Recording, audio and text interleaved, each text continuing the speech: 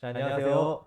이번 학기 동안 우리 조직 경영 및 의사결정론과 관련해서 같이 학습하게 될 인물이라고 합니다. 지난 주부터 이제 수업이 이제 시작이 돼, 좀 늦게 시작이 돼서 여러 가지 이유로 사회로 인해 가지고요. 지난주부터 시작돼서 자, 이제 실시간으로 진행을 하려고 줌 방을 개설해 놓고 있었는데 이제 안 들어오시더라고요. 그래서 투표를 해보니 지금 투표를 진행 중입니다. 하셔서 과연 어떻게 수업을 하는 게 좋겠습니까? 그래서 실시간하고 녹화 강의 중에서 선택하세요라고 해가지고 투표를 지금 진행 중에 있고요. 근데 봤는데 어떠냐? 자, 지금 보니까 어때요? 우리 과반, 아니 뭐 전원이죠. 그러니까 투표했던 분들 중에서 전원이다 녹화 강의를 희망하신다라고 하셔가지고 더 이상 뭐 투표를 진행하는 거 크게 의미 있을 것 같지는 않고요. 그래서 오늘서부터는 이제 바로 녹화 강의 진행하는 걸로 하겠습니다.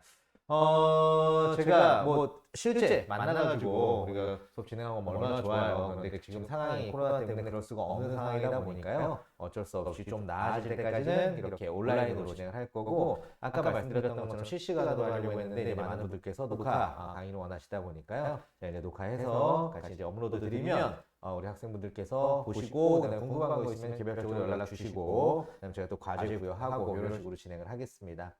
크게 이제 2년 반 동안 이제 사회적 경제학과에서 뭐 경영학, 뭐 경제학, 뭐 기타 교양과 관련된 것들 쭉 배워오셨을 거예요. 그런데 어쩔 수 없이 코로나다 보니까 아무래도 온라인 수업을 하다 보면 그 학습 효과가 이게 많이 나오기는 쉽진 않겠죠. 그래서 각자 처한 상황이니까 최선을 다해서 하면 또 좋은 결과가 있지 않겠느냐라는 생각이 듭니다.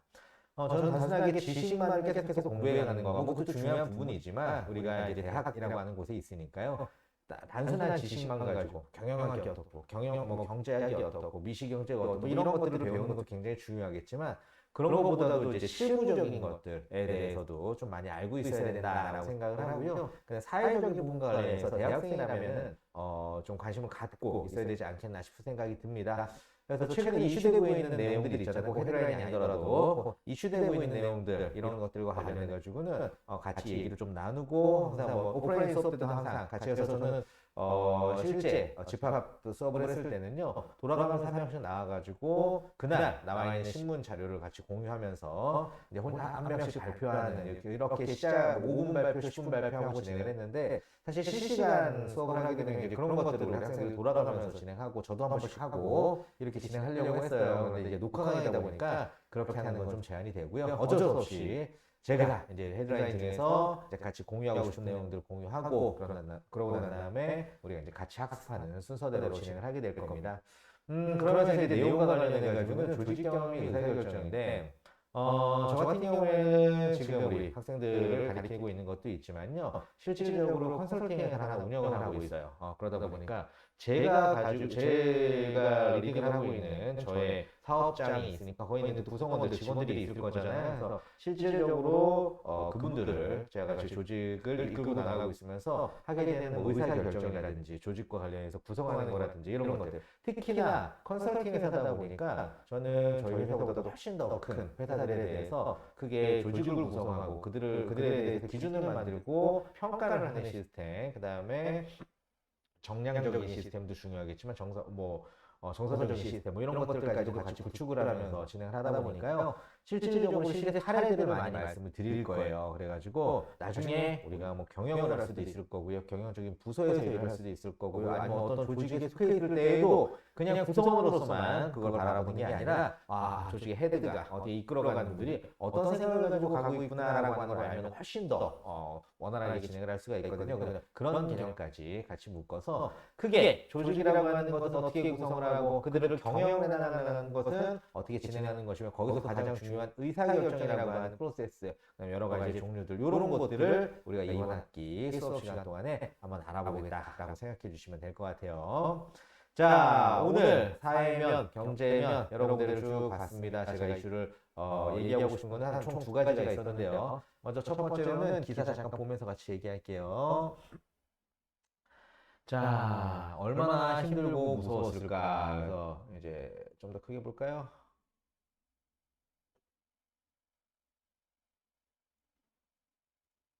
뭐 저는 중요하지 않으니까. 자, 라고 봤을 때 얼마나 힘들고 무서웠을까. 원룸배에 직원 월급 주고 떠난 호프집 사장 가게 가보니 라고 되어 있습니다. 자, 내용 보니까 14일 오후 1시께 마포구에 있는 한 맥주집. 이 가게는 생활고에 시달리다가 최근 세상을 등진 50대 자영업자 A씨가 운영하던 곳이다. 가게 앞에는 출입 통제선이 쳐졌고 문에는 자물쇠가 굳게 걸렸다. 문 앞에는 시민들이 놓고 간 국화꽃 다발과 함께 급전 대출 안내 명함, 카드값 고지서가 놓여 있었다. A씨는 지난 1999년 서울 마포구에 맥주집을 열면서 자영업에 뛰어들었다. 맥주집이 입소문을 하면서 A씨가 운영하는 가게는 한때 4곳으로 늘어나기도 했다. 뷔페를 뷔페를 할 때는 음식을 많이 해 복지재단에 보내는 등 베풀며 살았던 그에게도 코로나19는 모질었다. 매출은 절반 이하로 또다시 10만 원 이하로 떨어졌다. 거리두기와 영업 제한 조치가 강화된 뒤로 손님들의 발길이 끊겼다. 1,000만 원에 달하는 월세와 직원 월급을 A씨 혼자 감당하기엔 벅찼다. A씨는 지난 31일 지인에게 한 연락을 마지막으로 세상을 떠났다. 이달 7일 숨진 채 발견된 그는 직원에게 월급을 주고자 거주하던 원룸도 뺀 것으로 전해졌다. 14일 A씨의 가게 앞을 지나는 시민들은 쉽게 발걸음을 옮기지 못했다. 침울한 표정으로 가게 문을 바라보기도 했고 잠시 멈춰 짧은 기도를 올리는 이도 있었다. 인근 직장에서 일하는 한 40대 시민은 여기 자주 왔는데 장사 잘 됐던 곳이라며 딱하다는 말밖에 나오지 않는다고 말했다. 또 다른 30대 시민은 뉴스에 나온 그 가게가 이곳이냐. 아유 세상이 참 어떡하냐며 한숨을 내쉬었다. 한 70대 시민은 가게 문을 한참 바라보다 자식도 있을 텐데 조금만 버티지. 이제 백신도 많이 맞았는데 라며 눈시울을 훔쳤다. 탄식하는 시민의 뒤에는 A씨가 지납한 85만 원 상당 정기요금 청구 고지서가 벽에 붙어 있었다. 안타까워하는 건 근처 자영업자들도 매 한 가지였다. 주변 가게들은 곁에서 일어나는 비극이라 더 남 일 같지 않다고 입을 모았다. 음식점을 운영하는 한 자영업자는 1,000만 원이 뭐냐. 지금 장사하는 사람 중에 억대 빚 없는 사람이 없을 것이라며 A씨가 얼마나 괴롭고 무서웠겠냐고 말했다. 한편 A씨의 소식이 알려지자 자영업자 단체들은 소상공인 업종에 대한 영업 제한 철폐 촉구에 나섰다. 소상공인연합회와 전국자영업자 비상대책위원회는 이날 기자회견을 열고 지난 1년 6개월 동안 자영업자들은 66조 원 넘는 빚을 떠안고 45만 3천여 개, 하루 평균 1,000여 개의 매장이 폐업했다고 밝혔다. 이들 단체는 영업시간, 인원 제한 등 현 방역 지침 대신 개인과 업소의 자유에 맡기는 체계를 도입해야 한다고 요구했다. 단체는 죽음까지 내몰리는 극한 비극이 반복되지 않도록 해야 한다며 소상공인 자영업자의 희생 없는 위드 코로나 전환 로드맵을 제시해야 한다고 말했다. 국가 통계 포털에 따르면 올해 1월에서 7월 누적 기준 음식점, 주점업의 소비 판매액 지수는 77.0으로 드러났다. 지난 2015년 소비 판매액 지수를 100으로 기준 잡았을 때 수치이다. 불변 지수가 낮다는 건 물가를 고려한 자영업자들의 실질 매출액이 적다는 의미다. 제17은 지난 2010년 이래 최저치이다. 자, 라고 하는 내용이에요. 자, 우리가 여러 가지를 여기서 느끼고 살펴볼 수가 있습니다. 먼저 첫 번째로 안타깝다라고 하는 생각이 가장 먼저 들고요. 코로나19로 인해가지고 자영업이 힘들고, 이거는 뭐 어느 누구의 잘못이 아니잖아요. 뭐 중국의 잘못, 뭐 그것도 나중에 얘기해야 되는 부분이고, 자, 어느 누구의 잘못이 아니라 질병이 전염병이 돌고 있는 거고요. 그러다 보니까 이제 피해의 직격탄을 맞는 게 어찌 보면 월급쟁이들은 안 맞을 수도 있어. 하지만 자영업자들 직격탄을 맞게 되고요. 특히나 본인 건물이 아니라 아니면 임차를 얻어가지고 여러 개를 진행하고 있었던 분들은 몇 배의 타격이 있을 수 있겠죠. 마지막에 볼 수 있는 77이라고 하는 의미는요. 2015년도에 매출액이 100이라고 봤다면 지금 매출액이 몇이라는 거예요? 77% 매출밖에 안 나온다는 거예요. 100만 원 벌고 77만 원 갖고 살면 되는 거 아니야? 라고 생각을 하면 안 돼요. 우리 경영을 바라보는 입장에서는요. 100이라고 하는 매출액이 들어오면 이게 고정비라고 하는 게 나간다고요. 임차료라든가 전기세라든가 공과금이라든가 아니면 직원들의 인건비라든가 물론 재료비는 적게 들겠지. 매출이 적으니까. 하지만 이런 것들이 차지하는 비중이 뭐 40%, 50%를 차지할 테니까 100이라고 하는 숫자에서는 50을 빼고 나면 나머지 50을 벌던 것을 100이라고 하는 77로 줄었어요. 하지만 50은 고정적으로 빠진단 말이에요. 그럼 얼마가 남는 거예요? 27밖에 안 남는 거예요. 그럼 실질적인 수익에서는 매출 규모에서는 77%가 발생하는 거지만 내 수익적인 측면에서는 절반으로 줄어든 거예요. 그것도 고정적인 비용이 50이라고만 잡았을 때, 만약에 고정적인 비용이 80%인 가게 같은 경우는 어떻게 했어요? 내가 100일 때에는 80%가 나가고 20%에 대한 수익이 있을 수 있었겠지. 그런데 지금 77밖에 안 나가니까 고정비조차 안 나오는 거예요. 그러면 마이너스가 연속돼서 가는 거죠. 그런데 이거는 전국에 있는 모든 업장을 기준하는 거고요. 특히나 어디가 더더욱이나 이제 손님, 배달업을 한다거나 이런 게 아니라 홀 매출을 하는 데라든가 이런 데서는 타격이 훨씬 더 클 수 있다는 거죠. 그래서 우리가 사업이라고 하는 거는 꼭 큰 엄청난 기업 이것만 생각을 하는 게 아니고요. 단순하게 봤을 때 지금 여기서도 이제 경영이라고 하는 것 우리가 바라볼 수 있을 거고, 두 번째로는 이분 같은 경우에는 여기 기사의 내용에 나오지 않았지만 다른 내용들을 확인하니까 주변에 있는 자영업 사장님들이 굉장히 많이 힘드셨대. 이분 때문에요. 왜 힘들어요? 시급도 높게 주고요. 그 다음에 음식점에서 일을 하는데 주 5일 근무제를 진행을 하게 되고요. 직원들에 대한 복지도 잘해주고 하다 보니까 다른 업장에 있는 다른 사업장에 있는 직원들이 날린 거죠. 불만을 호소하는 거죠. 그러다 보니까 다른 사장님들이 별로 안 좋아해야 돼, 이분이요. 그럴 정도로 본인만이 다 가지려고 하지 않고 직원들한테 많은 거를 베푸는 그런 스타일의 리더셨다, 경영자였다라고 하는 것들이 나오더라고요. 좋은 일도 많이 하셨던 분 같은데 다시 한번 참 안타깝고 이런 일이 펼쳐졌습니다. 우리가 힘들 때일수록 사회적으로 같이 힘을 합쳐가지고요. 서로가 서로를 이해하고 나가는 그런 부분이 필요하지 않겠나. 이 사건을 보면서 우리가 경영적인 측면에서도 한번 바라보게 됐고요.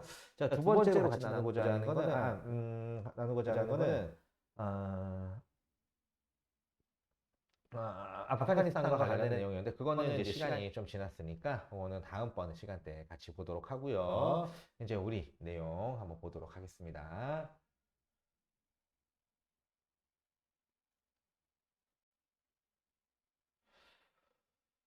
자, 보니까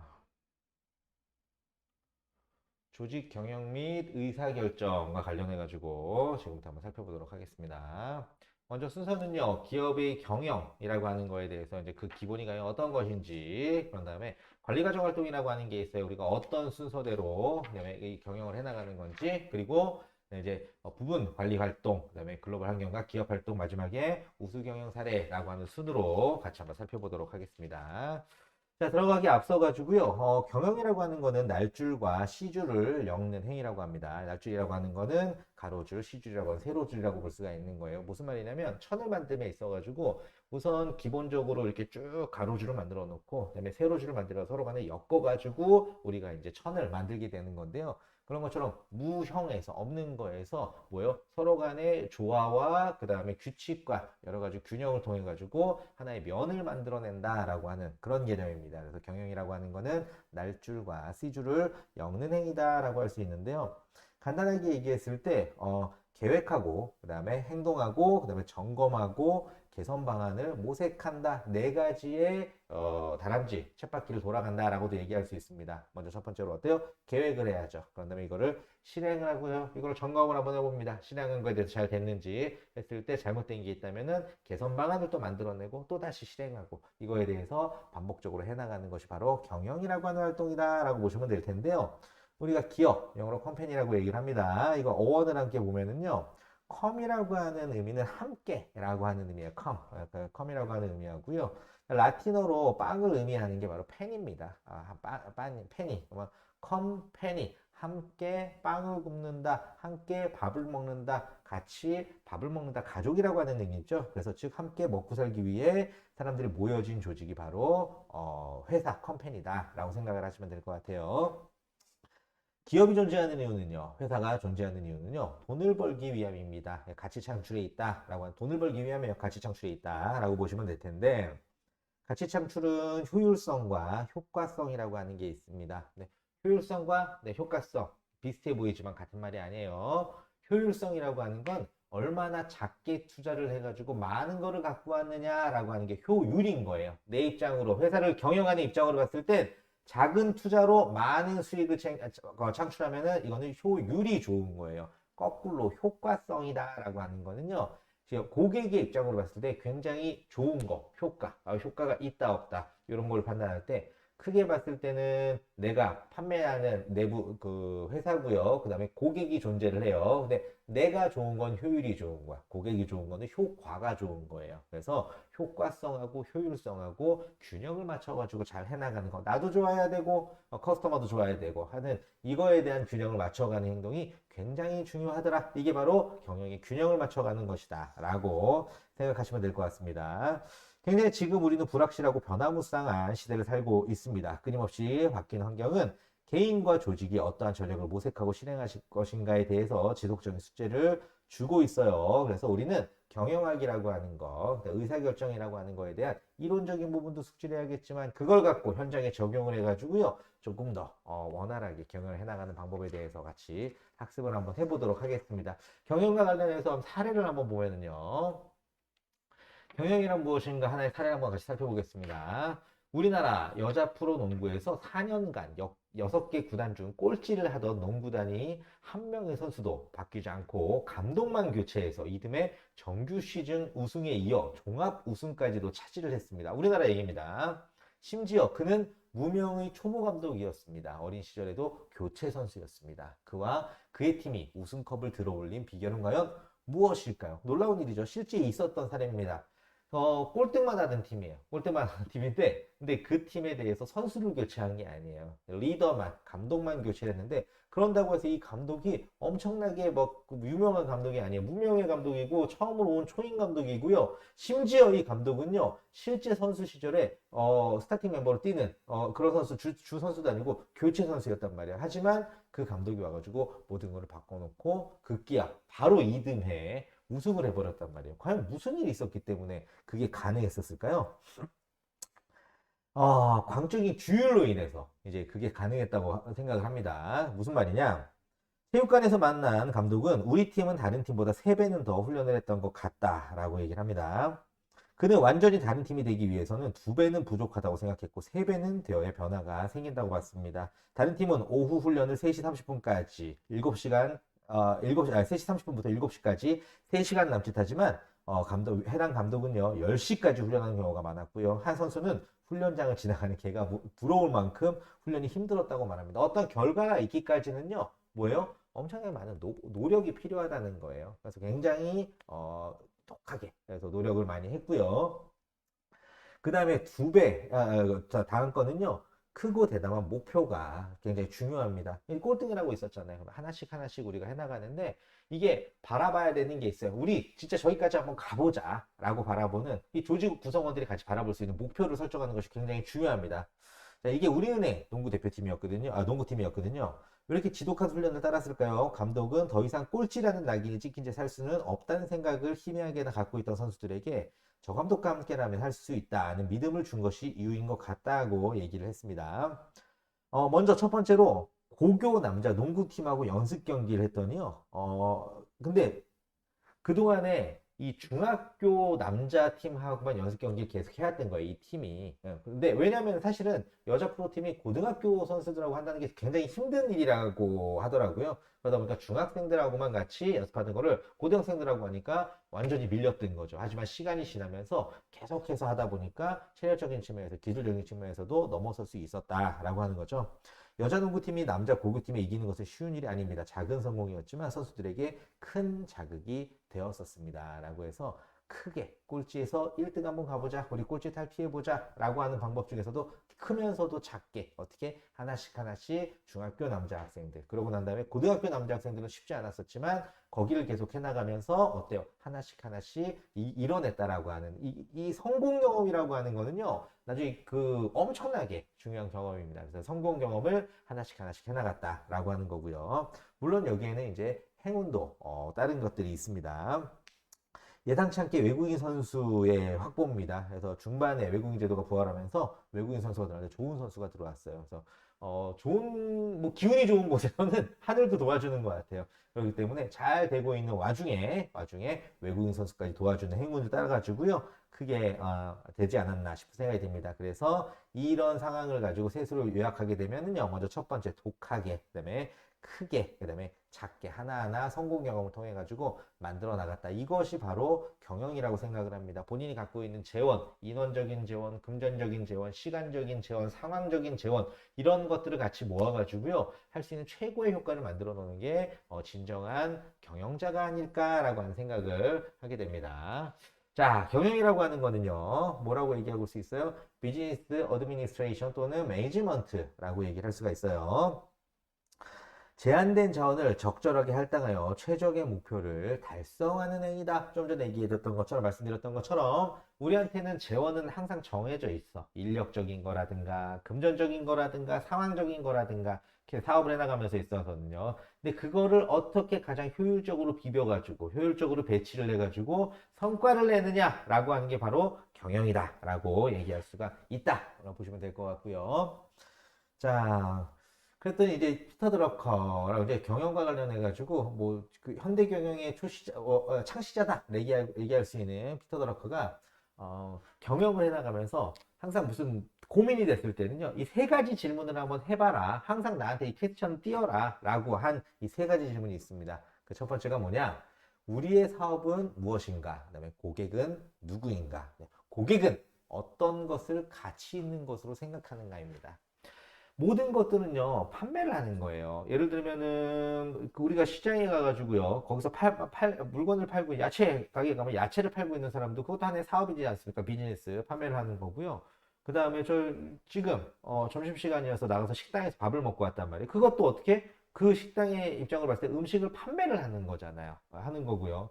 그 다음에 끝나고 난 다음에 내가 뭐 커피숍에 가고 스타벅스에 가고 커피를 하나 사 먹었어요. 그러면은 거기서도 커피라고 하는 걸 판매하는 거지만 이건 또 다른 측면으로 봤을 때 사실은 스타벅스 같은 경우에는 커피라고 하는 물건을 파는 것보다 그 이미지 분위기를 파는 거다라고도 얘기할 수 있는데 오늘 거기 깊이 들어가지는 않을게요. 그래서 그렇게 판매를 하게 되는 거고요. 그렇다면은 예를 들어 내가 아파서 병원을 갔어요. 의술을 판매한 거예요. 어찌 봤을 때는 의술, 내가 그 의학 지식에 대해서 지적재산권에 대해서 상대방한테 컨설팅을 해준 거죠. 제가 지금 하고 있는 사업도 마찬가지입니다. 어떤 회사를 봤을 때 어떤 기업체, 중소기업 아니면은 뭐 그 소상공인들이 될 수도 있는 거죠. 거기에 여러 가지 분석을 통해서 리스크를 돌출해내고요. 그거에 대해 해지할 수 있는 방법, 극복할 수 있는 방안에 대해서 제시를 해주는 거. 하지만 이것도 나는 뭘 하는 거예요? 고객을 위해서 내가 갖고 있는 지식에 대해서 판매를 하는 거란 말이에요. 이것들을 종합적으로 봤을 때 경영이라고 하는 거는 전부 다 뭔가를 세일즈와 연결이 돼 있는 건데, 그렇다면 우리가 기업 경영을 해나갈 때 돈이라고 하는 건 결국에는 매출이라고 하는 거는 고객한테 발생하는 거란 말이에요. 그럼 과연 나한테 돈을 내는 사람은 누구냐는 거예요. 이 기업이라고 하는 거를 만든 이유 자체가, 목적 자체가 뭐라 그래서 가치 창출이란 말이에요. 돈을 벌기 위한 건데 그 가치를 내는 사람은 누구냐는 거지. 그럼 고객이에요. 그럼 첫 번째, 고객은 나한테가 이 사업에 있어서 고객은 과연 누구이냐를 판단을 해야 되는 겁니다. 그 다음에 우리의 사업이 어떤 거, 뭐를 하는 사업이지? 그 고객은 과연 누구인지를 판단을 하는 거죠. 그런 다음에 그 고객이 가치 있게 생각하는 거를 우리는 만들어 가지고 판매를 해야 되는 겁니다. 이게 바로 피터 드러커의 세 가지 질문, 현대경영의 창시자라고 볼 수 있고요. 우리가 쭉 이번 학기 동안 배워가겠지만 경영을 해나가면서 퀘스천을 던져야 될 때는 이거를 기준으로 생각하면 딱 좋을 것 같아요. 자, 이렇게 되고요. 경영을 해나가는 데는요, 프로세스가 있습니다. 관리 기능이라 그래가지고요. 경영을 해나가면서 하나하나, 우리가 이제 사업장을 운영해 나가는, 기업을 컨설팅해 나가는 거예요. 일단 하나하나 이게 이끌어 나가야 되는데요. 먼저 첫 번째로는 계획화, 그 다음에 두 번째로는 조직화, 그 다음에 세 번째로는 지휘화, 마지막으로는 통제화의 순서대로 진행을 한다라고 봐주시면 될 것 같아요. 계획하라고 하는 거는요, 조직의 목표를 설정하고 목표 달성 방안을 제안하는 활동이다라고 보시면 될 테고요. 조직화는 추상적인 계획을 실제적으로 변경하는 것, 그다음에 조직을 구성하고 조직을 이끄는 행동을 이제 지휘하라고 하고요. 그다음에 통제화라고 하는 건 조직의 성과 달성 여부를 판단하고 문제를 해결하는 활동이다라고 보시면 될 것 같아요. 다시 말씀드리면 내가 어떤 회사를 만들어 가지고요, 운영을 하려고 그래요. 그럼 첫 번째 뭘 해야 돼? 플랜을 해야죠. 계획을 해야지. 계획을 하고, 그렇다면 이것과 관련해서 이렇게 하면 되겠구나라고 해서 조직을 해야 돼요. 조직이랑 인력적인 조직도 해야 되는 거고요. 재원적인 조직도 해야 되는 거고요. 여러 가지 준비를 다 해야 되는 거죠. 그 다음 세 번째는 그거를 실행에 옮겨야 되잖아요. 지휘와 나를 따라오도록 팔로잉 하도록 만든 다음에 내가 그걸 지휘해가지고 착착착착착 돌아가게 만드는 겁니다. 그러고 난 다음에는 어때요? 계속 이거 시스템적으로 돌리면서 문제를 도출해가지고 그걸 수정해 나가는 과정. 이게 관리 과정 단계다. 경영을 하는 하나의 관리 과정 단계다라고 보시면 될 것 같은데요. 계획을 먼저 한 다음에 그 다음에 그거에 대해서 현실화될 수 있도록 조직을 하고 그 다음에 지휘화를 통해서 이걸 이끌어 나가고 그 다음에 이거에 대해서 루틴화 시키면서도 문제점을 찾아내고 이걸 다시 해결하기 위해서 계획을 하고 그 다음에 그걸 다시 준비를 하고 그 다음에 실행을 하고 다시 한번 거기서 문제점을 도출하고 다람쥐 쳇바퀴 돌듯이 계속해서 똑같은 것을 만들어내면서 최고의 그 목적은 뭐예요? 기업의 목적은 가치 창출, 돈을 버는 게 가장 큰 목적이다라고 생각해 주시면 될 것 같아요. 자, 이렇게 해서 우리가 이제 첫째 시간, 지난주 같은 경우에는 수업을 진행을 못했죠. 그냥 실시간으로 진행할 거라 생각하고 줌으로 진행하다가 그게 이제 맞지 않았어요. 그래서 이번 주부터는 녹화 방송으로 이렇게 진행을 하게 될 거고요. 하는 순서는 그렇습니다. 같이 경제면이 됐든 사회면이 됐든 헤드라인만 보는 건 아니에요. 특히 이제 정치는 가급적이면 제외를 하려고 합니다. 왜냐면은 뭐 생각이 다 다를 수 있으니까요. 그래서 그 내용을 보고서 우리가 사회 돌아가는 부분과 관련해서 같이 관심을 가지고 지켜보는 부분이 있을 거고요. 그거 하고 난 다음에 우리가 이제 조직을 해서 그거를 경영해 나가는 거, 그러면서 의사결정하는 부분과 관련해서는 하나씩 하나씩 실제 사례를 통해 가지고 우리가 이론적인 부분도 보지만 사례적인 부분도 보면서요 배워가는 시간 갖도록 하겠습니다. 첫 번째 시간은 이렇게 마무리 짓고요. 또 다음 주에 다시 만나 뵙도록 할게요. 수고하셨습니다.